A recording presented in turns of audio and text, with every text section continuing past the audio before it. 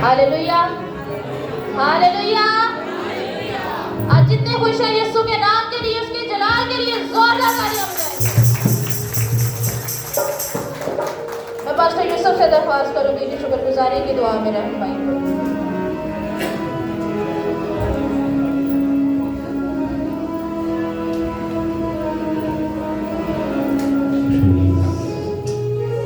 मसीह यीशु में बुजुर्ग मुबारक आसमानी बाप, हम तेरा शुक्र अदा करते हैं आज के इस खास दिन के लिए। हम तेरी बारगाह में आए, हम तेरी इबादत कर रहे हैं, हम तेरा शुक्र अदा करते हैं। आपकी इबादत में लायक तौर पर शामिल होने का भारी फसल बख्शे। अब हम तेरा शुक्र अदा करते हैं तेरे प्यारे बेटे और अपने मुनज्जी यीशु मसीह के लिए, जो इंसान बना, इस दुनिया में आया और उसने बनी हुए इंसान के लिए कफारा दिया और नजात का एक दरवाज़ा खोल दिया। और खुदावंद यीशु मसीह ने जाते हुए दूसरे मददगार का वादा किया और वो दूसरा मददगार आज भी इस दुनिया में मौजूद है। उस मददगार के लिए भी है खुदा बाप, खुदा बेटे तेरा शुक्र अदा करते हैं। खुदावंद खुदा पाक, तो हमारी जिंदगियों का कंट्रोल ले और ऐसी जिंदगी गुजारने की तौफीक अता कर जो खुदा बाप की मर्जी के ताबे हो। खुदा बाप, हम अपने आप को कुल्ली तौर पर तेरे सुपुर्द करते हैं और खुदावंद तू हमारी बड़ी मदद हिफाजत कर। और खुदावंद खास तौर पर तेरी दी हुई नेमतों, बरकतों, बख्शिशों के लिए तेरा शुक्र अदा करते हैं। खुदावंद अपने पासबान के लिए, सारी कलीसिया के लिए तेरा शुक्र हो रहा है। खुदावंद सब घराने जो है वो खैरियत से हैं। हम अपनी सारी कलीसिया के तेरी बरकत, तेरी सलामती मांगते हैं। सिर्फ मलेशिया में और आलमगीर कलीसिया के लिए खुदावंद तेरा शुक्र अदा करते हैं और सलामती मांगते हैं। खुदावंद इबादत के बाकी मादा हिस्से में बड़ी मदद हिफाजत कर, यीशु के नाम से आमीन। आमीन। खुदावंद के कलाम में लिखा है, मदद सराई करो, खुदा की मदद सराई करो, क्योंकि वो सारी ज़मीन का बादशाह है। Hallelujah, hallelujah. आए कोई के साथ मिलकर खुदावंद की प्रस्तुति, उसकी तमजीद, उसकी मदद सराई करें।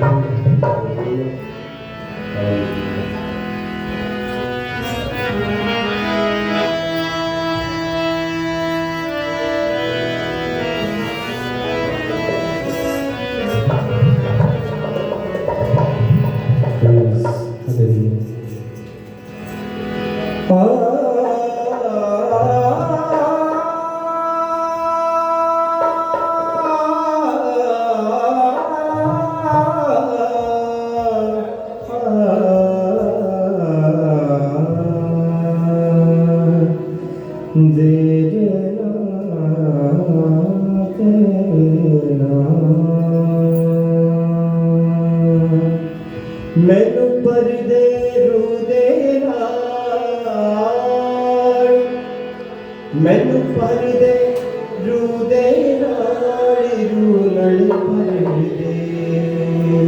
मैं चाहूँगा एक दफ़ा अगर हमने कहा है दूसरी दफ़ा आप कहिएगा। मैनू परदे रू दे नाल, रू नल परदे। आपकी बारी।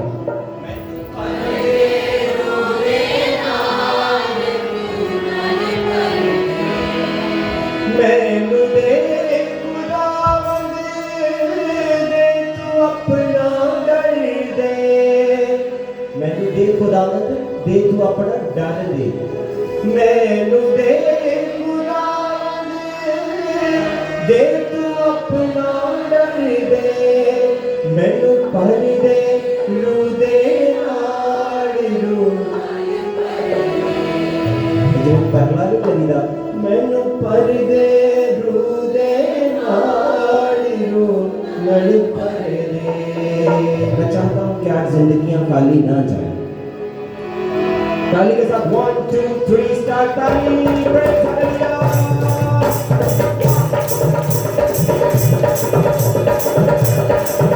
मैनू परदे रू दे नाल, रू नल परदे। मैनू परदे रू दे नाल, रू नल परदे। मैनू परदे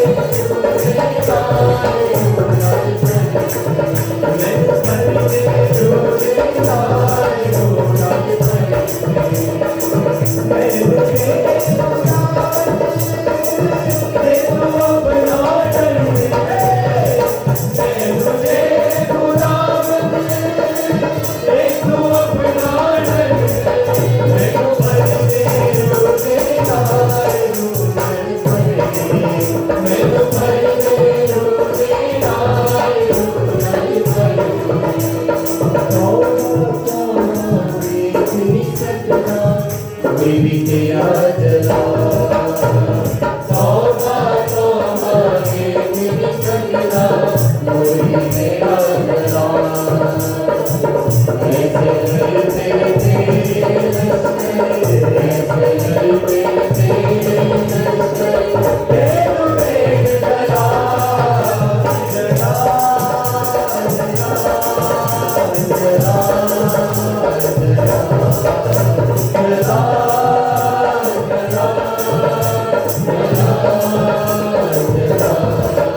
मैनू परदे रू दे नाल, रू नल परदे।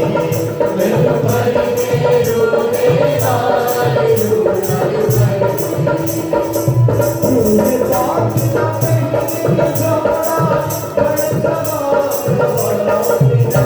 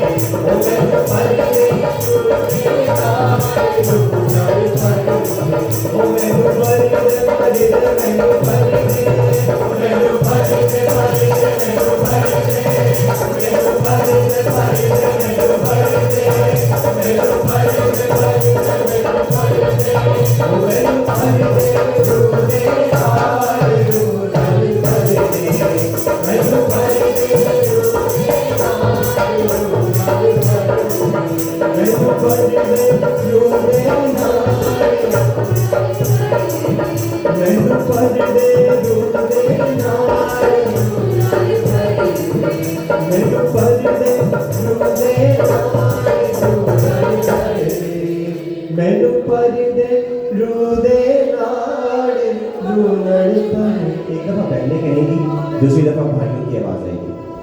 मैनू पर दे रू दे नाल रू नड़ पर दे मैनू की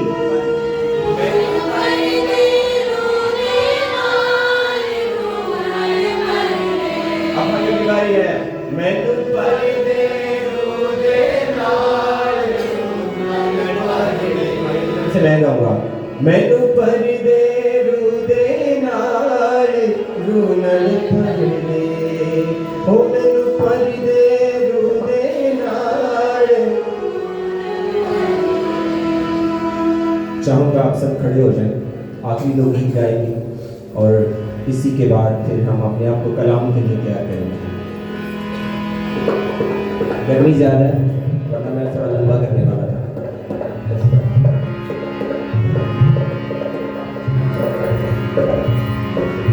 रूहे पाक चट्टाना ने की करता है?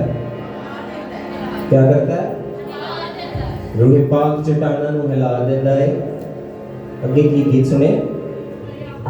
दरियावां दे रुख हालेलुया हालेलुया। जरा अपने हाथ बुलंद कीजिए। Hallelujah praise hallelujah.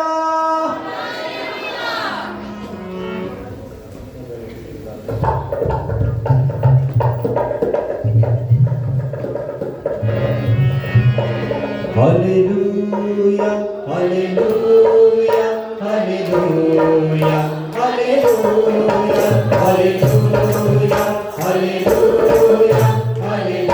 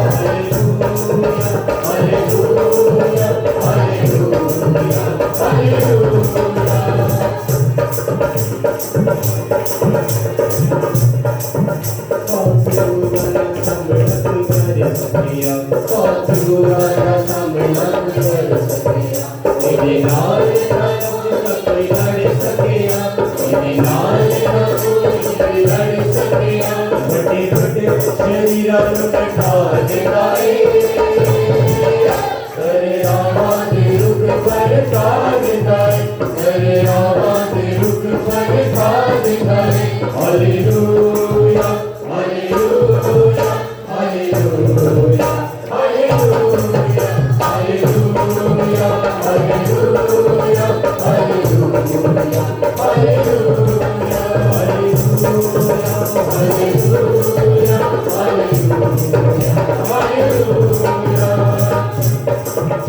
हमें दुश्मन ने रख दे बहुत सारे हमें दुश्मन ने रख दे बहुत सारे दुनिया किनारे सड़ जाने सब सारे दुनिया किनारे सड़ जाने सब सारे सारे दूर के करे उतार देता है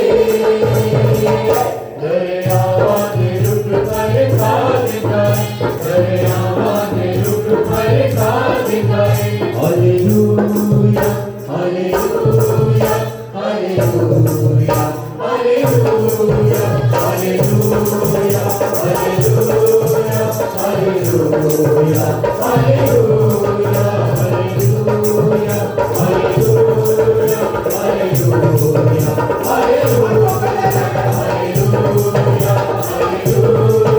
हालेलुया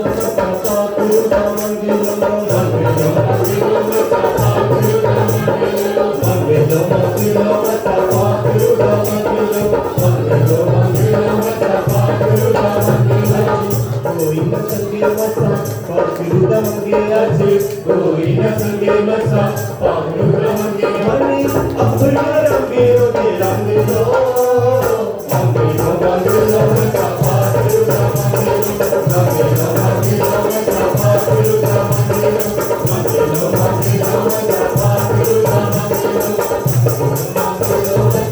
पागलू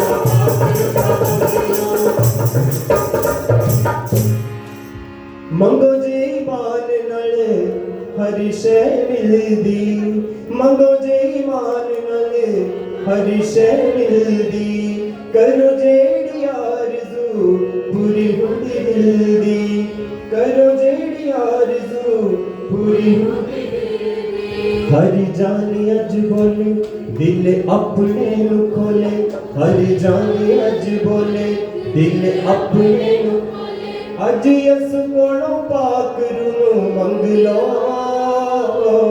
मंग लो मंग लो मसा पाक रू मंग लो मंग लो मंग लो मसा पाक रू मंग लो मंग लो मंग लो मसा पाक रू मंग लो मंग लो मंग लो मसा पाक रू मंग लो मंग लो मंग लो मसा पाक रू Praise, hallelujah.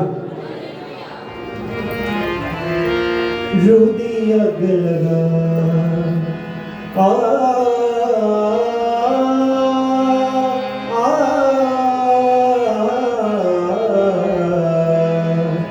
रूदी अग लगा खुदाया रूदी अग लगा रूदी अग लगा खुदाया रूदी अग लगा चार लफ्ज़ हैं रूदी अग लगा खुदाया रूदी अग लगा रूदी अग लगा खुदाया रूदी अग लगा रूदी अग लगा खुदाया रूदा पांभड़ला रूदी अग लगा खुदाया रूदा पांभड़ला रूदा पांभड़ला रूदी अग लगा खुदाया रूदी अग लगा रूदी अग लगा खुदाया रूदी अग लगा रूदी अग लगा खुदाया रूदी अग लगा रूदी अग लगा खुदाया रूदी अग लगा रूदी अग लगा खुदाया रूदा पांभड़ला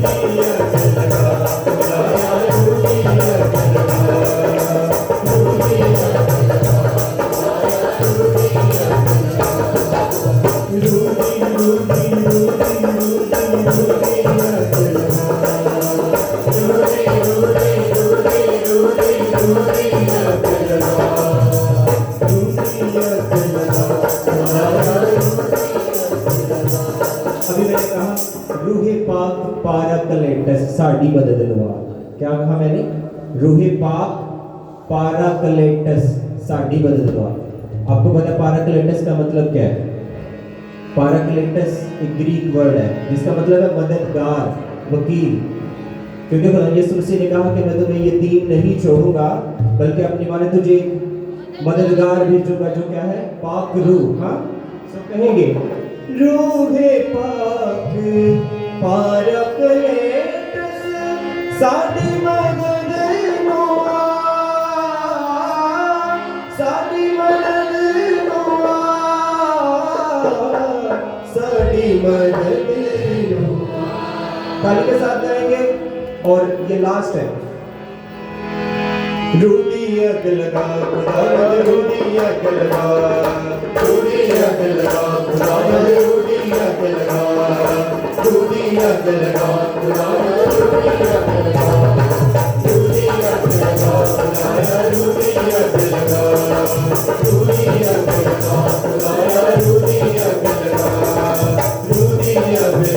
खुदा रूदियत लगा, रूदियत लगा खुदा रूदियत लगा खुदाया रूदा पापड़ना, रूदियत लगा खुदाया रूदा पापड़ना, रूदा पापड़ना, रूदियत लगा खुदाया रूदियत लगा, रूदियत लगा खुदाया रूदियत लगा, रूदी रूदी रूदी रूदी रूदियत लगा, रूदी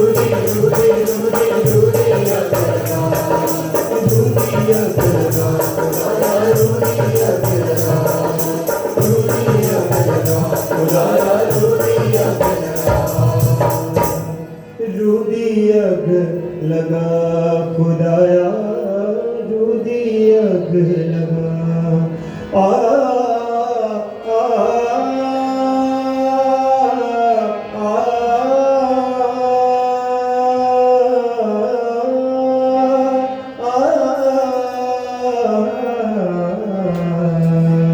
रूदी अग लगा रूदी अग लगा आपकी आवाज आनी चाहिए रूदी अग लगा रूदी अग लगा रूदी अग लगा रूदी अग लगा रूदी अग लगा रूदी अग लगा रूदी अग लगा रूदी अग इकरार कीजिए रूदी अग लगा रूदी अग लगा खुदाया रूदी अग लगा रूदी अग लगा खुदाया रूदा पंबड़ना रूदी अग लगा खुदाया रूदा पंबड़ना रूदा पंबड़ना रूदी अग लगा खुदाया रूदी अग लगा रूदी अग लगा रूदी अग लगा इसी मौसम में ठहरेंगे अपने आप को कलाम के लिए तैयार कीजिएगा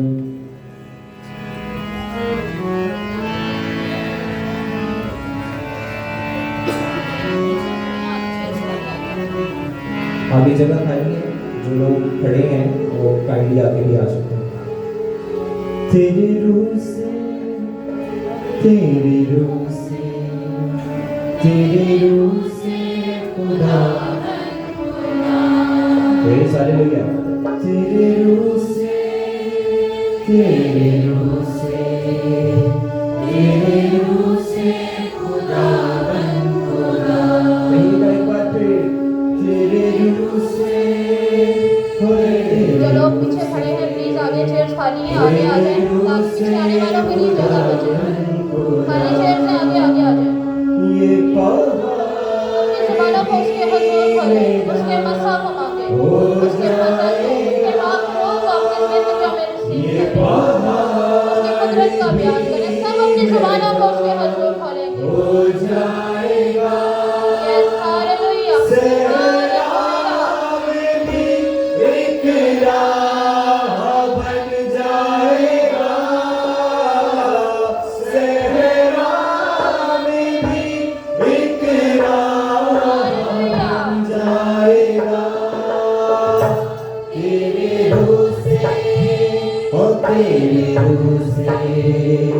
तेरे रूह से खुदा बन खुदा तेरे रूह से हर ज़ुबान उसका इकरार करे उसकी कुदरत का बयान करे उससे कहे कि ऐ खुदा आज तो हमारी ज़िंदगियों में आ तो हमारी ज़िंदगियों से बोल तो अपने पापों का गहरा मस्सा नाज़िल कर उसके पापों को रिसीव करें अपनी ज़िंदगियों में उसके जलाल को उसके मस्सा को मांगे वो जो जाहो जलाल का बादशाह है वो जो लश्करों का खुदा है हर ज़ुबान उसके सामने इकरार करे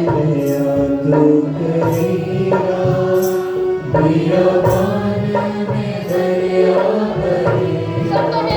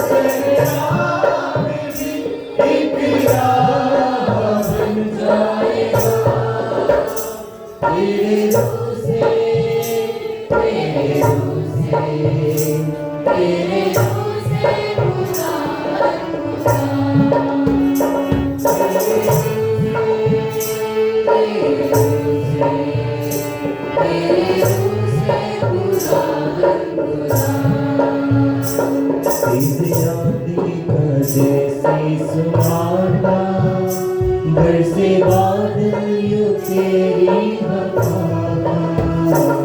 इस पानी का जैसे सुनाता बरसे बादल यूं तेरी वफा आसमां ज़मीन उतर आएगा आसमां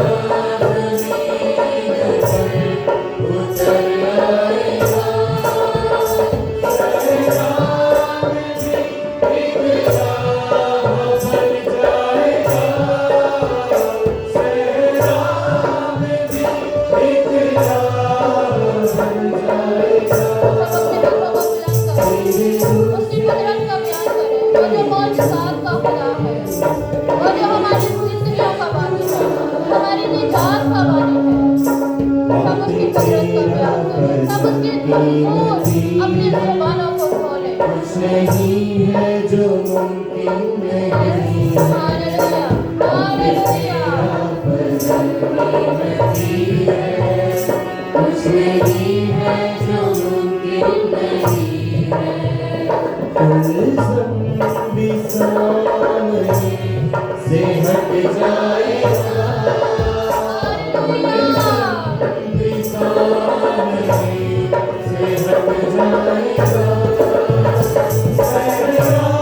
में भी एक राह बन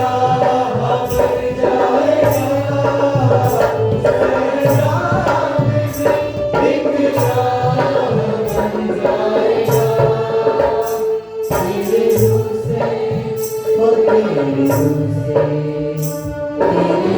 बेशक हम उसके रूह के बगैर कुछ भी नहीं। उसका पाक रूह हमारी रहनुमाई करता है, हमारी मदद करता है, हमारी टेढ़ी मेढ़ी राहों को दुरुस्त करता है, हमारी रूह की तकदीस करता है।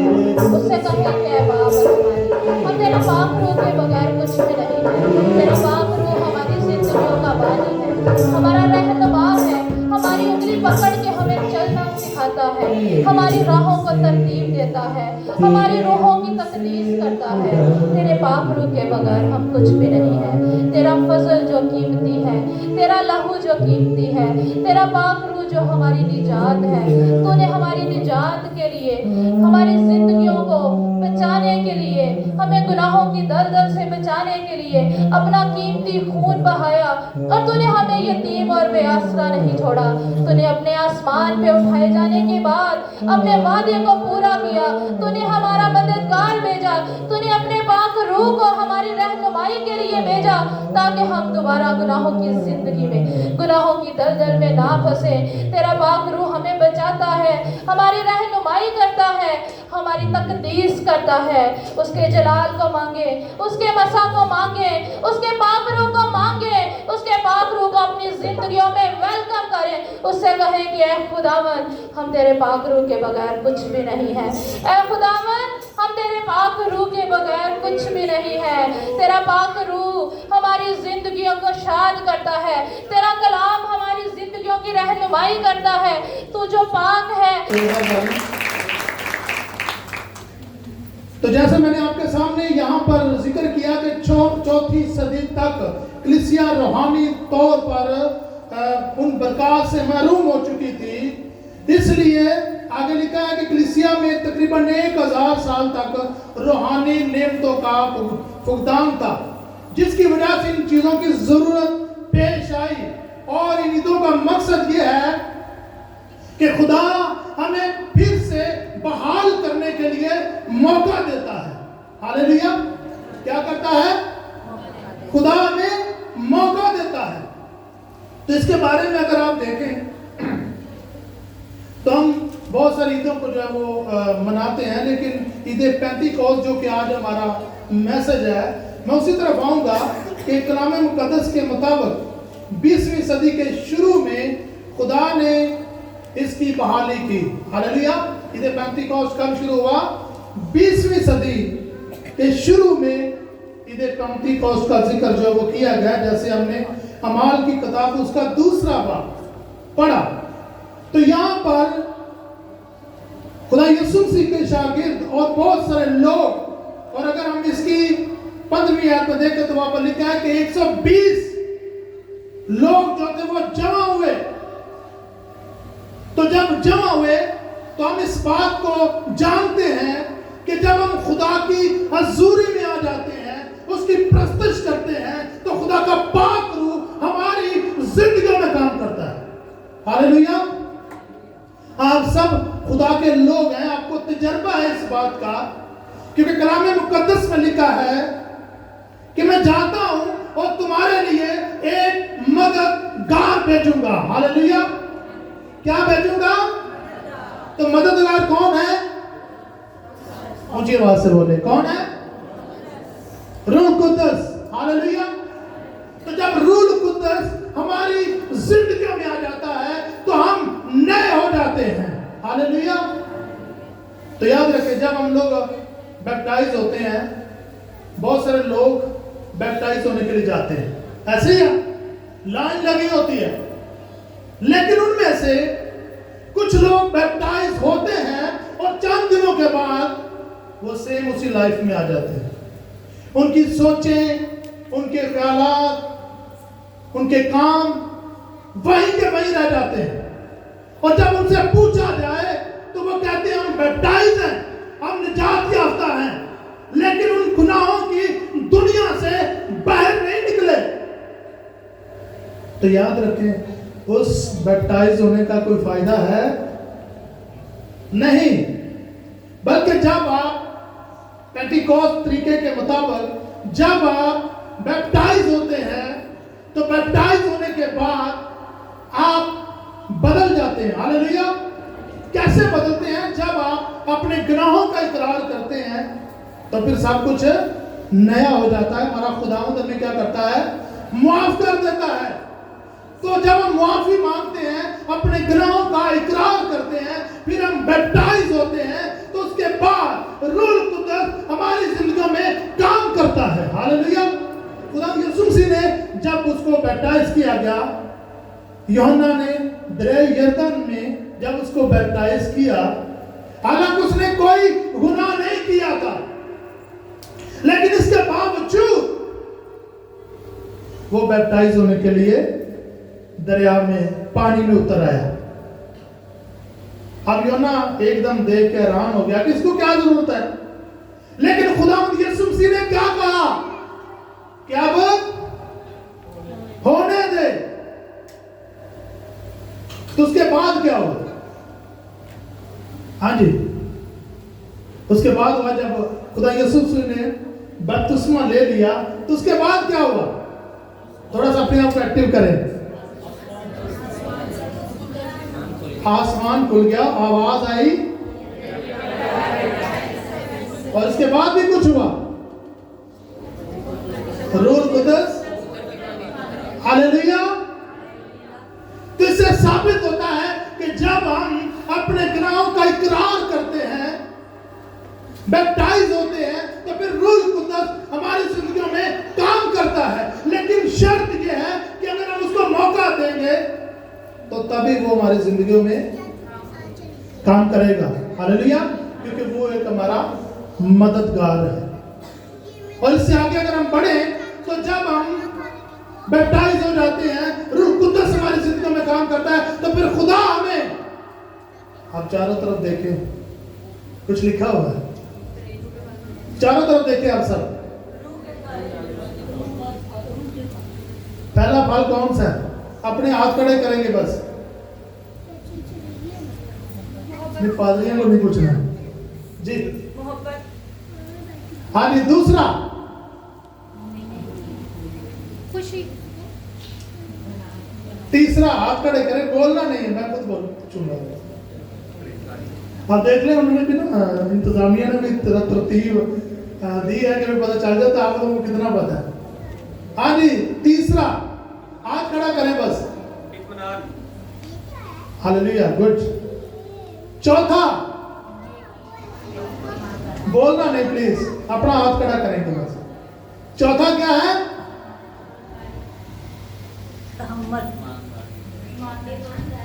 तहम्मुल। पांचवा भाई आप सारे ना बताएं। हाँ जी, छठा, अपना हाथ खड़ा करेंगे, बस थोड़ा सा एक्टिव करें। अभी तो ये सारे आपके सामने लगे हुए हैं। छठा कौन सा? हाँ जी,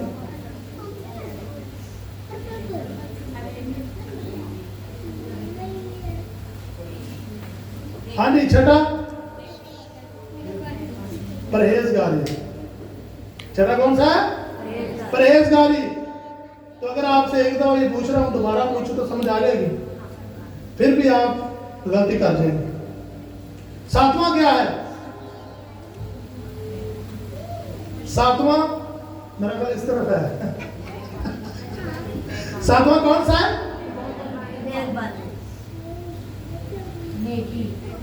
नेकी।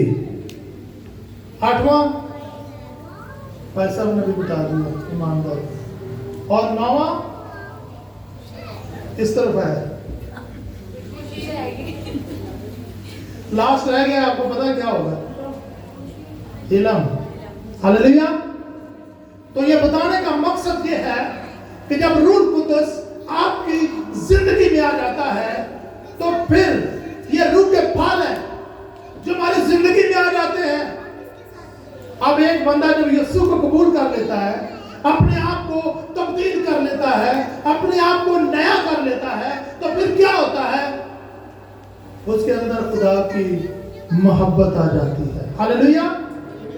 उसकी सारी शेखी खत्म हो जाती है, हसद खत्म हो जाता है, गरूर खत्म हो जाता है, और सिर्फ उसके अंदर खुदा की मोहब्बत आ जाती है। तो आप सबके अंदर कितनी मोहब्बत है? सबके अंदर मोहब्बत। आज मेरे अजीजों, हमारे अंदर से मोहब्बत खत्म हो चुकी है, क्योंकि खुदा उनका जो, जैसे हमने पैगाम यहाँ पर सुना, तो रूह कुद्दस हमारी जिंदगियों में आना चाहता है, लेकिन हम उसको आने की दावत नहीं देते।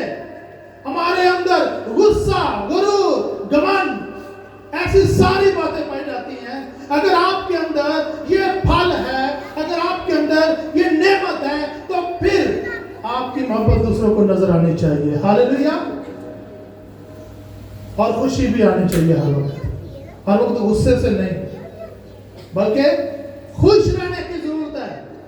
जो खुदा के लोग होते हैं वो हमेशा खुश रहते हैं, खुशी के साथ खुदावत की प्रस्तुत करते हैं, लोगों को मिलते हैं।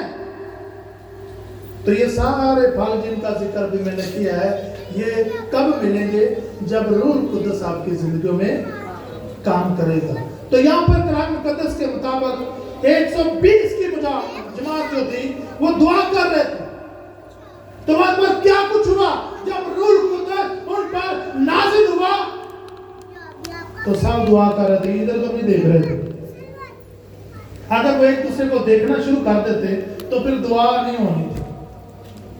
फिर जैसे कलाम मुकद्दस में लिखा है, या पर अभी हमने इस बात को सीखा 3री आयत में, और उन्हें आग के शोला की सी फटती हुई ज़बानें दिखाई दी, और उनमें से हर एक पर हाथ ठहरे। वो रूह कुद्दस से भर गया गैर ज़बानें बोलने लगे, जिस तरह रूह ने उन्हें बोलने की ताकत बख्शी थी। हालेलुया। अब सब गैर ज़बानों में बोल रहे हैं।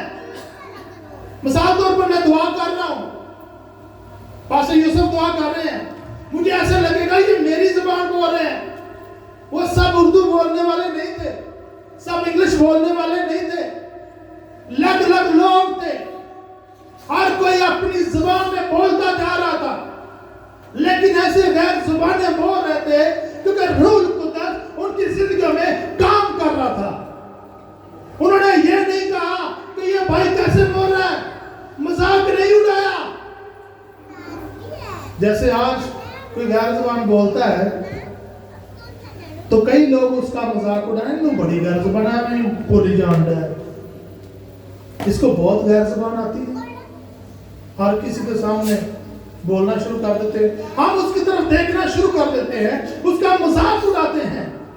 लेकिन कलाम मुकद्दस में अगर हम इस बात को देखें तो खुदा के कलाम में ये बात लिखी है सब कुछ माफ हो सकता है, लेकिन जो पाक रूह के बारे में कुफर बकेगा उसकी माफी नहीं है। तो इसी तरह यहां पर कलाम मुकद्दस में लिखा है कि सब अपनी अपनी सब गैर जुबानों में दुआ कर रहे थे, तो एक दूसरे को ऐसे ही लग रहा था जैसे ये मेरी जुबान बोल रहे हैं। तो ये कैसे हुआ? रूह कुद्दस खुदा का पाक रूह वहां पर नाजिल हो चुका था। हालेलुया। आज खुदा का पाक रूह आप सबकी जिंदगियों में काम करना चाहता है। आपके पास फल होने चाहिए, रूह कुद्दस के फल होने चाहिए। तो जब फल होंगे तो आप अपने फलों से पहचाने जाएंगे। क्या होगा? आप अपने फलों से पहचाने जाएंगे। तो इसलिए आज पूरी दुनिया में इस दिन को मनाया जाता है कि 120 की जमात ने जब रूह कुद्दस वहां पर नाजिल हुआ तो यहां पर ईद पेंतिकोस्त का जो आगाज किया गया। हालेलुया। तो रूह के फलों के ताल्लुक से अगर आपके पास रूह के फल है तो इसका मतलब है कि रूह कुद्दस आपकी जिंदगी में काम कर रहा है। और याद रखिए लिखा है कि आप उनके फलों से उसको पहचान लेंगे। हालेलुया। कई दफा ऐसा होता है हम बहुत सारे लोगों की जजमेंट करते हैं। जो खुदा में लोग चलने वाले हैं क्योंकि उनके पास फल है, वो क्या करते हैं? वो दुआ में ठहरते हैं, खुदा से पूछते हैं और खुदा उनको गाइड करता है, रूह कुद्दस उनकी मदद करता है। और फिर क्या होता है कि वो दूसरों को पहचान लेते हैं। तो इस तरह से अगर हम बाइबल में देखें तो याकूब का बेटा यूसुफ, वो एक अच्छा दरख्त उसको कहा जाता है कि वो क्या एक अच्छा दरख्त है। पहली बात उसके बारे में बताया गया है, याकूब जो है वो अपने बेटे के बारे में ये कहता है कि यूसुफ एक अच्छा फलदार दरख्त है। ठीक है। और आगे उसके बारे में अगर हम बाइबल मुकद्दस में देखें तो उसको क्या किया गया? सताया गया, उसको बेचा गया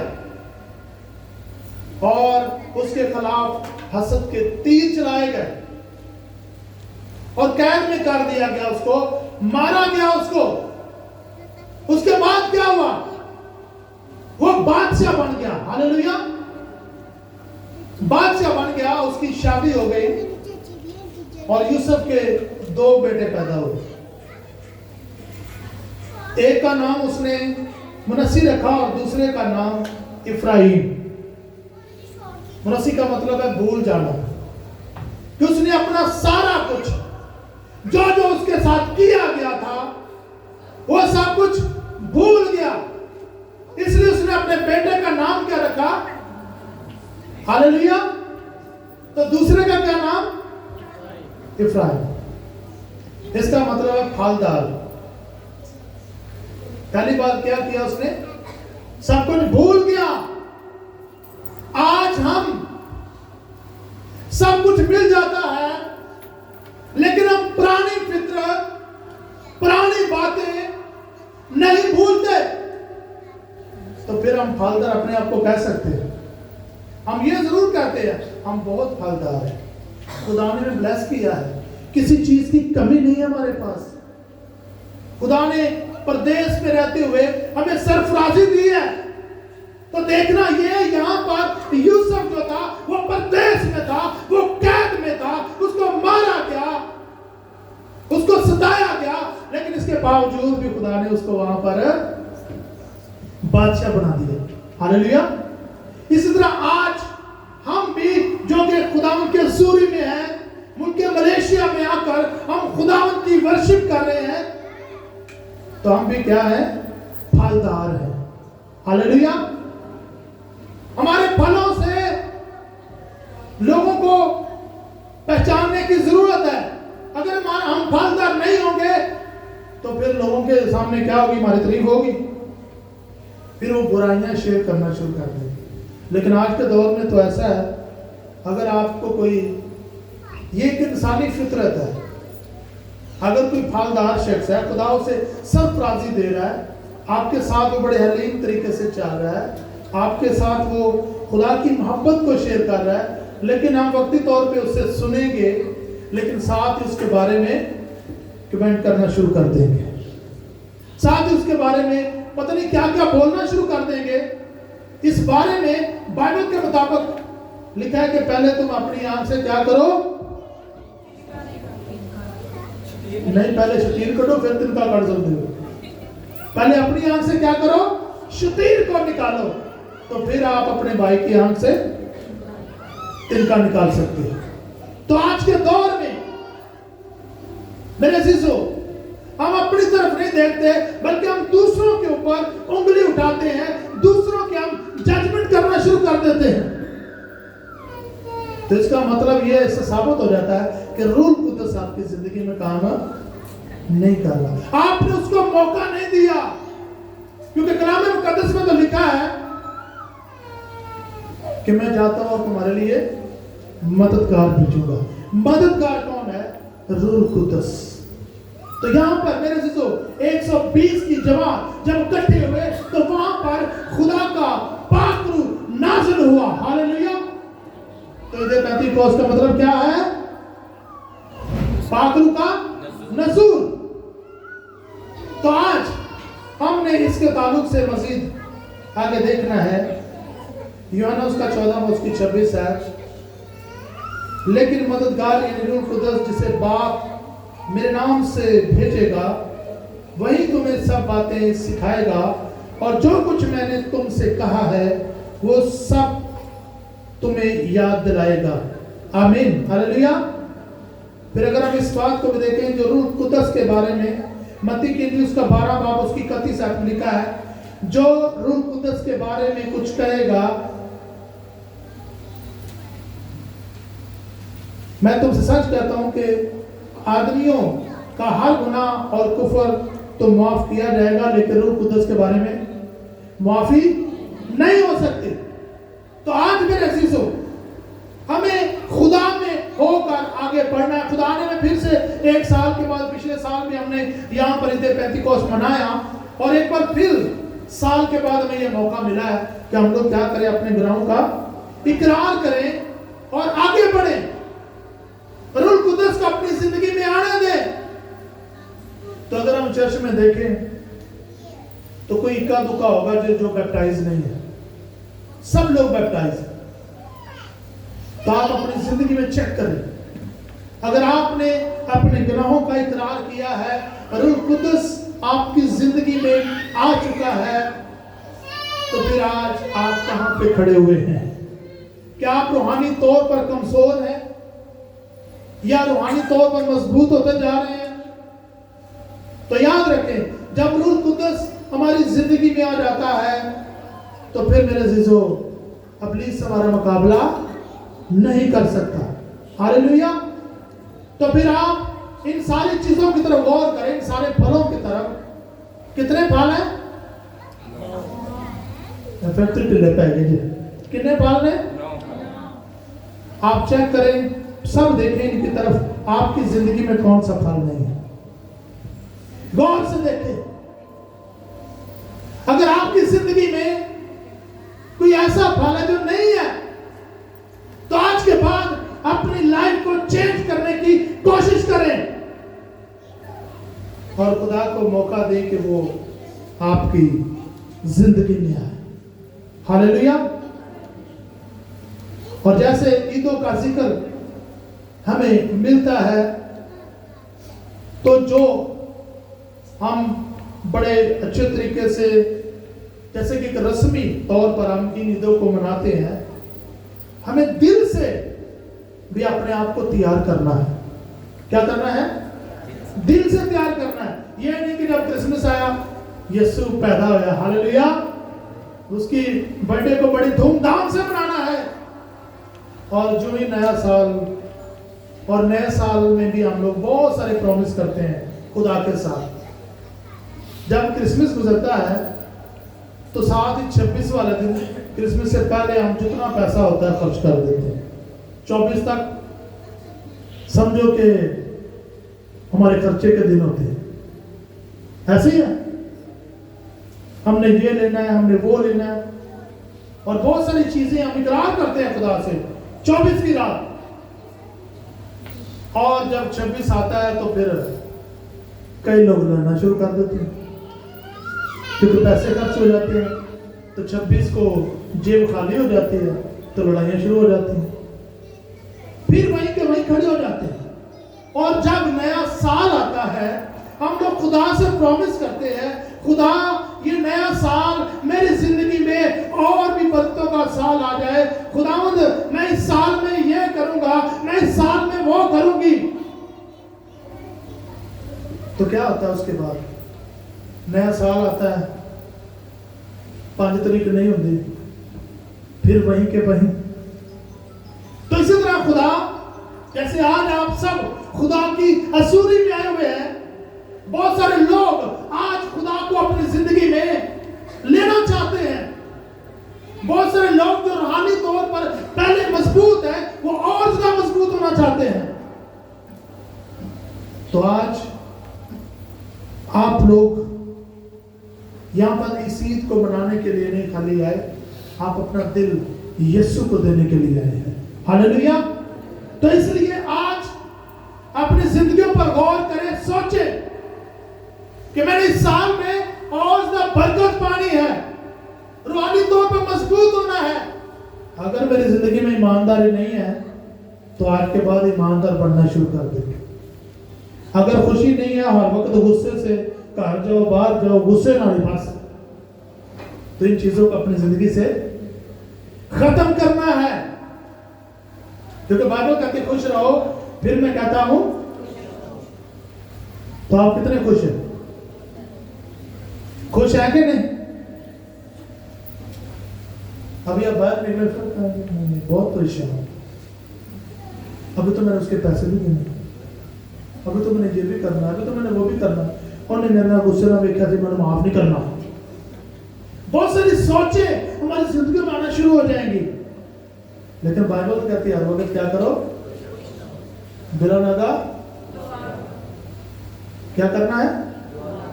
दुआ करनी, खुश भी रहना है, दुआ भी करनी और शुक्रगुजारी भी करनी है। हालेलुया। ये तीनों चीजें हैं आपकी जिंदगी में होनी चाहिए। जब ये तीनों चीजें आपकी जिंदगी में आ जाती हैं तो ये सारे लोग के फल आपकी जिंदगियों में आ जाएंगे। इंसान है, बहुत सारी हम गलतियां कर जाते हैं। हम जरूरी नहीं कि मैं कहूँगा कि मैं सारियां नेमता सारे फल जो मेरी जिंदगी से आए, कोशिश कर सकते हैं, बदल सकते हैं अपने आप को। जब आप बदलेंगे तो यीशु आपकी जिंदगी में आकर काम करेगा। हालेलुया। तो आज मेरे अजीजों, हमें इस बात पर गौर करना है कि आज जिस ईद को हम मनाने के लिए इकट्ठे हुए हैं, इसका मकसद क्या है। अगर आज हम कमजोर हैं, रूहानी तौर पर कमजोर हैं, तो हमने अपने आप को मजबूत करना है, रूहानी तौर पर मजबूत करना है, ताकि लोग आपके फलों से पहचाने कि ये खुदा का बेटा और बेटी है, ये खुदा के लोग हैं, खुदा के साथ चलने वाले हैं। तो यकीनन मेरे अजीजों, लोग आपके वसीला से बरकत पाएंगे। हालेलुया। तो इसलिए जब आप दुआ करते हैं, मुख्तलिफ तरीकों से लोग दुआ करते हैं। कुछ लोग सिर्फ 5 मिनट दुआ करते हैं, चल काम होते, काम से घर पे आए, खाना खाया, 2 मिनट दुआ की, सो गए। अगर उनसे पूछा जाए क्या आप दुआ करते हैं? हाँ जी, मैं सुबह भी दुआ करता हूँ, शाम को भी दुआ करता हूँ। कितना टाइम आप खुदा को देते हैं? तो जैसे हम दयायकी के बारे में सीखते हैं, तो इसी तरह अगर हम टाइम की दयायकी लगाएं तो 24 घंटे में कितनी दयायकी है? हाँ जी, साहब अठाना साल लेना शुरू कर दें। 10वां हिसाब कितना बनता है? पीछे वाले आवाज हैं, आगे तो आवाजें आ रही, बाकी बैठे हुए। हाँ जी, 2.5 घंटे बन जाते, पक्की गल है। हाँ जी, और ही कौन दादा लगाओ।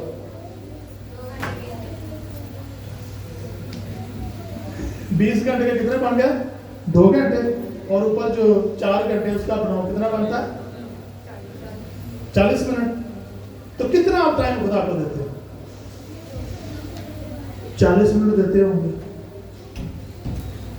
40 मिनट में पौना घंटा बन जाता है। हमने देखना है कितना टाइम हम खुदा को देते हैं। अपनी अपनी जिंदगी पर गौर करें, सोचें। सारे कामों को हम वक्त पर कर रहे हैं।